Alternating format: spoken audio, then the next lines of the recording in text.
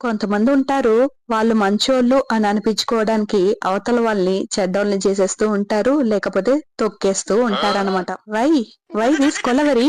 Why అంటున్నా? ఎందుకు? మీరు మంచోళ్ళుగా నిరూపించుకోవాలంటే మీరు మంచోళ్ళుగా ఉండండి అబ్బా. అది మానేసి అవతల వాళ్ళని చెడ్డోళ్ళని చేసేయడము, లేకపోతే వాళ్ళ గురించి చెడుగా మాట్లాడుకోవడము, ఇలాంటివన్నీ చేస్తే మీరు మంచోళ్ళు ఎలా అయిపోతారు? మీరు మంచోళ్ళుగా ఉంటే మాత్రం దాన్ని మీరు మంచోళ్ళు అవుతారు.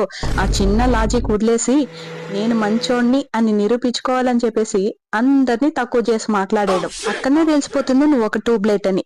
నిన్ను నువ్వు నిరూపించుకోలేకపోతున్నావా?